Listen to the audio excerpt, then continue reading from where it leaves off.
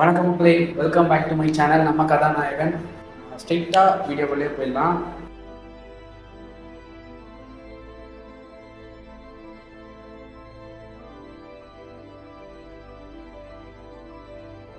First நான் வந்து இப்போ ஒரு ஒன் வீக் இதுக்கு முன்னாடி ஒரு வீடியோ போட்டிருந்தேன். ஸோ அந்த வீடியோலாம் நான் ரீச் ஆகும்ட்டு நினச்சி கூட பார்க்கல. ஆனால் அந்த வீடியோக்கு அவ்வளோ ஒரு ரெஸ்பான்ஸ் கிடைச்சிருந்து அதில் வந்து நிறைய பேர் கமெண்ட்ஸும் பண்ணியிருந்தாங்க.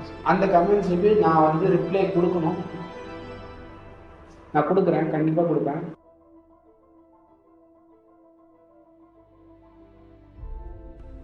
சனாதன தர்மா அப்படின்னா என்ன, அது வந்து எப்படி மாறி இருக்கு அப்படின்னு சொல்லிட்டு நான் ரெண்டுமே தனித்தனியா பிரிச்சு தான் வீடியோ போட்டிருப்பேன். சனாதன தர்மா அப்படின்றது தப்பான ஒரு விஷயம் கிடையாது.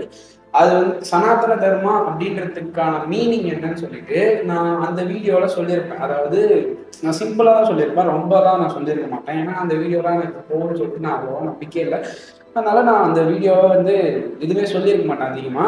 பட் இந்த வீடியோவில் நான் சனாதன தர்மா அப்படின்னா என்ன, அது எப்படி மாறி இருக்கு, அதுக்கு பின்னாடி இருக்கக்கூடிய அந்த இன்னொரு தர்மம் அப்படின்னா என்ன, எல்லாமே வந்து தெளிவா சொல்றேன். ஃபர்ஸ்ட் சனாதன தர்மா அப்படின்னா என்னன்னு சொல்லிடுறேன்.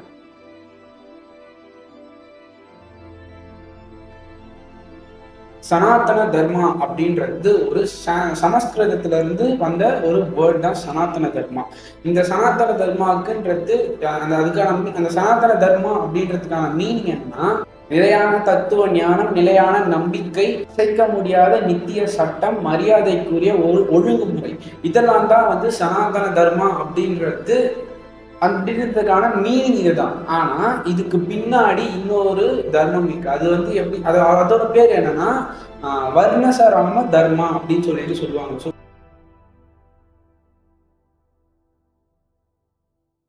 வர்ணசராம தர்மா அப்படின்னா என்னன்னா, காலம் அப்படி இல்லைன்னா ஒருத்தரோட வாழ்க்கை சூழல் இதை வச்சு அவங்கள வந்து வகுக்கிறது தான் வந்து வர்ணசராம தர்மா அப்படின்னு சொல்லிட்டு சொல்லுவாங்க. ஸோ இப்போ இந்த சனாதன தர்மா அப்படின்றதுக்கு இன்னொரு முகம் தான் வர்ணசராம தர்மா அப்படின்ட்டு இருக்கு. ஸோ இந்த வர்ணசராம தர்மா அப்படின்றதுலதான் அந்த பிரிவினை, அதாவது காலில இருந்து பிறந்தவங்க, கையில இருந்து பிறந்தவங்க, தலையில இருந்து பிறந்தவங்க அப்படின்ற அந்த பிரிவினை இங்கதான் வந்து இதுலதான் இருக்கு. ஆனா இதுவும் சனாதன தர்மால ஒரு பகுதியாதான் கருதப்படுது.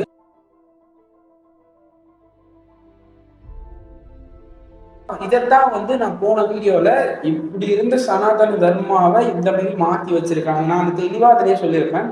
சனாதன தர்மானா என்ன அப்படின்றது ஒரு நல்ல விஷயம்தான்.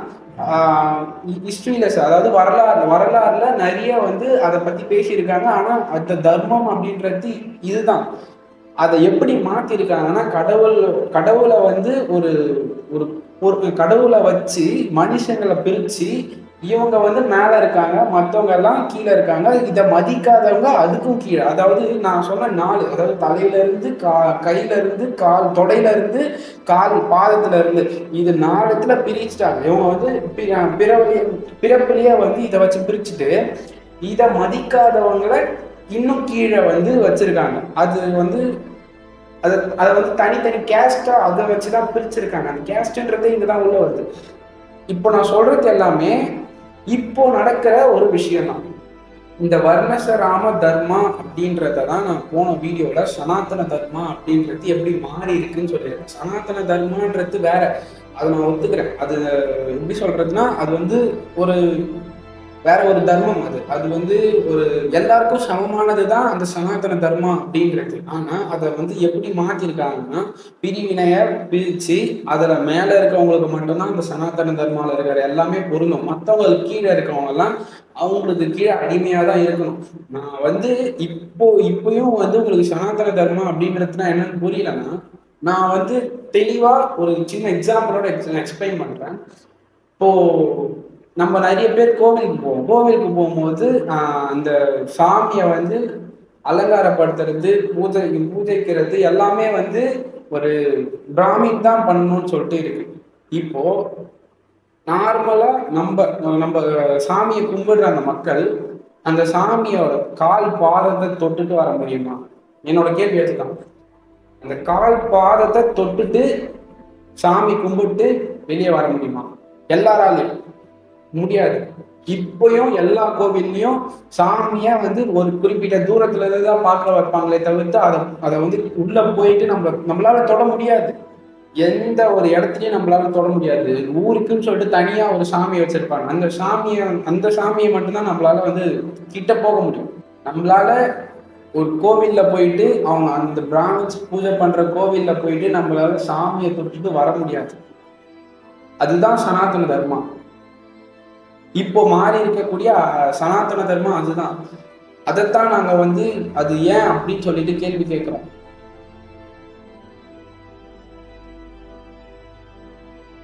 உதயநிதி ஸ்டாலின் சட்டமன்றத்துல பேசின ஒரு வார்த்தை, அதாவது மனிதர்களை பிரிக்கும் சனாதன தர்மா எங்களுக்கு வேண்டாம் அப்படின்ற மாதிரி தான் அவர் சொல்லியிருப்பாரு. நான் அந்த வீடியோவை போட்டு காட்டுறேன்.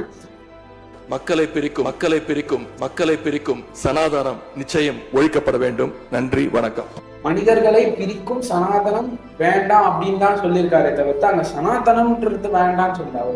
அவர் சனாதன தர்மாவை வேணாம்னு சொல்லல. அந்த சனாதன தர்மாவை வச்சு கடவுள் வந்து பிரிக்கும் போதே பிரிவினையோட பிரிக்கிறாரு அப்படின்ற அந்த ஒரு கொள்கையை தான் அவர் வேண்டான்னு சொல்றாரு. அதுதான் தமிழ்நாட்டுக்குள்ள வரக்கூடாதுன்னு சொல்றாரு. ஆனா இதையே தெரியாம நிறைய பேர் வந்து நார்த் இந்தியாலையும் சரி நிறைய இடத்துல வந்து அவர் வந்து எப்படி சொல்றதுன்னா ஒரு ஒரு சில விஷயத்த எப்படி சொல்றது, ஏதோ தப்பான விஷயத்த சொல்ற மாரி தப்பான விஷயத்த பண்ற மாரி நார்த் இந்தியாவில் ஃபுல்லா அவரோட போட்டோவை வச்சு எரிக்கிறது நிறைய விஷயம் நடந்துட்டு இருக்கு.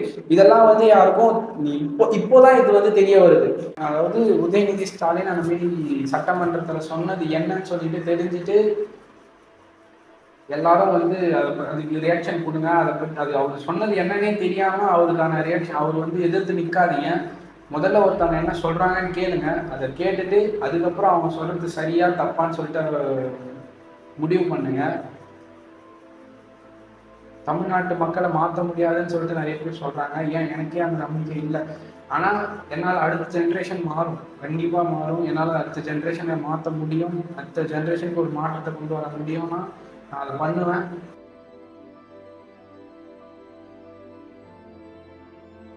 தமிழ் வரலாறு இதெல்லாம் வந்து எங்க இருந்து ஆரம்பிச்சிச்சுன்னா ஹிந்து அப்படின்ற ஒரு விஷயம் வந்ததாலதான் ஸ்டார்ட் ஆச்சு. ஸோ முதல்ல தமிழர்கள் யாரு, அவங்க எப்படி இந்த ஹிந்துசம் உள்ள வந்துச்சு, இது எல்லாத்தையும் வந்து நாங்க ஒரு ரிசர்ச்சா பண்ணி கண்டிப்பா வீடியோவா போட போறோம். ஸோ அதுக்காக நாங்கள் நிறைய பேர் இதை பற்றி தெரிஞ்ச நிறைய பேர்கிட்ட போயிட்டு கேட்கறதுக்கு ட்ரை பண்ணுறோம். ஸோ அவங்களோட கான்டாக்ட் கிடைச்சிச்சுன்னா கண்டிப்பாக நாங்கள் அவங்கக்கிட்ட கேட்டு நிறைய விஷயத்த தெரிஞ்சு அதை வந்து வீடியோவாக நாங்கள் போடுவோம். இதை பற்றி புக்காகவும் எழுத போகிறோம். ஸோ இதெல்லாம் வந்து ஒரு இன்ஸ்டன்ஸாக நான் பண்ணி 4 பேருக்கு நான் தெரிவிக்கணுன்ற என்னோட எண்ணம். உங்களுக்கும் வந்து நீங்களும் 4 பேருக்கு சொல்லுங்கள், தெரிய வைங்க. தெரிய வச்சு இது எல்லாருக்கும் தெரிஞ்சாதான் இந்த சனாதன தர்மா அப்படின்றது அடுத்த ஜென்ரேஷனுக்குள்ள வராம கேஸ்ட்ன்ற ஒரு பிரிவினை இல்லாம அடுத்த ஜென்ரேஷன் கண்டிப்பா வளரணும். அதுக்காக இது இப்போ பண்ணாதான் அடுத்த ஜென்ரேஷனுக்கு கேஸ்ட்ன்ற ஒண்ணு வராது. அதை புரிஞ்சுக்கோங்க, தெரிஞ்சுக்கோங்க. சனாதன தர்மாவுக்கு தயவு செஞ்சு துணை போகாதீங்க. அது ஒரு கேவலமான ஒரு விஷயம். அது சனாதன தர்மாவை இப்பயும் நான் சொல்ல, சனாதன தர்மான்றத ஒரு கொள்கையா மாத்தி பிறப்புலேயே கடவுள் வந்து எல்லாரையும் பிடிச்சுதான் படைக்கிறாரு அப்படின்ற அந்த ஒரு எண்ணத்தை சில பேர் விதைச்சி அதை வச்சு எப்படி சொல்றதுன்னா மக்களுக்கு உள்ள பிரிவினையை உண்டாக்கி நிறைய விஷயம் பண்றாங்க. ஸோ அதெல்லாம் வேண்டாம்னு சொல்லிட்டு தான் நான் இவ்வளோ வந்து பேசிட்டு இருக்கேன்.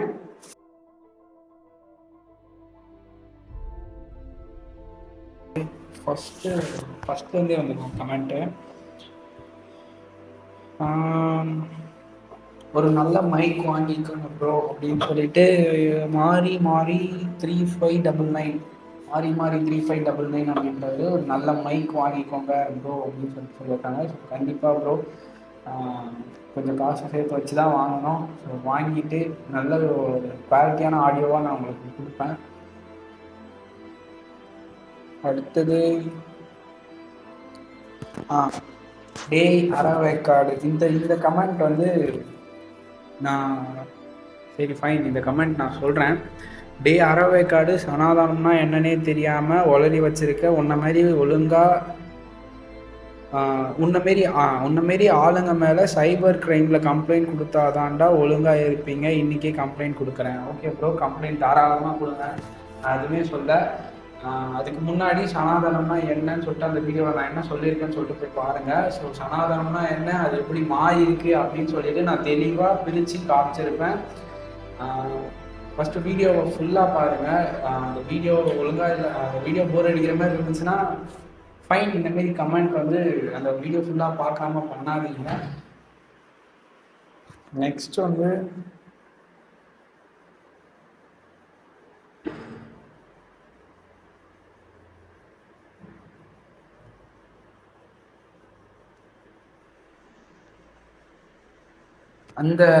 அதாவது அவர் என்ன சொன்னதுக்கு கீழே ஒரு கமெண்ட் இருக்கு, பிடுங்குவாங்க, உதயநிதியை பிடுங்கிட்டாங்க, இவனை பிடுங்க போறாங்க அப்படின்னு சொல்லிட்டு சொல்லியிருக்காங்க. அவரே வந்து கீழேயும் ஏதோ சொல்லியிருக்காருன்னு நினைக்கிறேன். ஆமாம், அவர் வந்து ஏதோ சொல்லியிருக்காரு. ஃபைன், நான் அந்த வீடியோ அவர் சொன்ன அந்த வார்த்தைக்கு, அவர் சொன்ன அந்த வார்த்தைக்கு நான் வந்து ரிப்ளை கொடுத்தே ஆகணும். ஏன்னா ஒருத்தர் வந்து ஒரு ஒரு விஷயம் வந்து மக்களை பிரிக்குது அப்படின்னு சொல்லிட்டு அதை வேணான்னு சொல்றாங்கன்னா, அதை எதிர்த்து 4 பேர் வராங்க. அவங்களுக்கு வந்து அது வந்து உங்களுக்கு அந்த அந்த எதிர்த்து வந்து நிற்கிறவரை நான் இப்பயும் சொல்றேன், அவரை வந்து எதுவுமே பண்ண முடியாது. ஏன்னா அவர் வந்து கரெக்டான ஒரு விஷயத்த தான் கேட்குறாரு. அதை முதல்ல நீங்க தெரிஞ்சுக்கோங்க. அவங்கள யாரும் பிடுங்கலாம் கிடையாது, இங்க யாரும் பிடுங்க முடியாது, அதையும் நான் சொல்லிக்கிறேன். எனக்கு சனாதனத்தை பற்றி பேசுறதுக்கான மொத்த உரிமையும் இருக்கு. நான் பேசுவேன். ஏன்னா அது என்னோட மக்களை அது வந்து பிரிக்குது. என்னோட மக்களை அது வந்து தனித்தனியாக பிரித்து என் பிரிவினையை உண்டாக்கி எங்களுக்குள்ளேயே சண்டை வர வைக்கிற மாதிரி ஒரு விஷயத்த நாங்கள் வேணான்னு தான் சொல்லுவோம். இவர் சொல்றதுல என்ன அர்த்தம் இருக்குன்னே தெரியல. பிடுங்குவாங்க, உதயநிதியை பிடுங்கிட்டாங்க, இவனை பிடுங்க போறாங்க. எவன் அந்த அளவுக்கு சரி, நான் வீடியோ போடுவேன். வீடியோ மட்டும் கிடையாது, இன்னும் நிறைய விஷயம் நாங்கள் பண்ணிட்டு இருக்கோம். கண்டிப்பாக அதெல்லாம் செய்வோம். என்ன பிடுங்க முடியுமோ பிடிங்கிக்கோங்க bro. Video quality and mic and suitable thumbnail வச்சு வீடியோ போடுங்க, நல்லா ரீச் ஆகும். உங்கள் ஜேர்னிக்கு என் வாழ்த்துக்கள். Thank you bro. இதை வந்து நிறைய பேருக்கு ஷேர் பண்ணுங்க, உங்கள் ஃப்ரெண்ட்ஸுக்கு நிறைய பேருக்கு தெரிய வைங்க. இப்படி ஒன்று இருக்குது, இதை பற்றி தெரிஞ்சுக்க வைங்க. நிறைய பேர் இதை பற்றி படிங்க. ஸோ இதுக்கப்புறம் நான் வந்து இது மூலயமா என்னென்னலாம் நடந்திருக்குன்னு சொல்லிட்டு நான் வீடியோ போடுறேன். முதல்ல நான் ஸ்டார்ட் பண்ண போகிற வீடியோ எப்படின்னா, ஆரியர்கள் வருகை அப்படின்னு சொல்லிட்டு இருக்கும். அந்த ஆரியர்கள் வருகைக்கு முன்னாடி இந்தியா எப்படி இருந்துச்சு, தமிழ்நாடு எப்படி இருந்துச்சு, தமிழர்கள் எப்படி இருந்தாங்க, தமிழனோட பண்பாடு எப்படி இருந்துச்சு, கல்ச்சர் எப்படி இருந்துச்சு, எல்லாமே நான் வந்து சொல்லுவேன், கண்டிப்பாக சொல்லுவேன். இன்னும் நிறைய வந்து சில பேருக்கு தெரியாத விஷயம், சில பேரால் ஏற்றுக்க முடியாத விஷயம்லாம் இருக்குது, அதையும் நான் சொல்லுவேன். எல்லாருக்கும் எல்லாத்தையும் தெரிய வைங்க. ஸோ அந்த கமெண்ட்க்கு ரொம்ப நன்றி. Okay, so thank you for watching this video. Next video பார்ப்போம். நன்றி.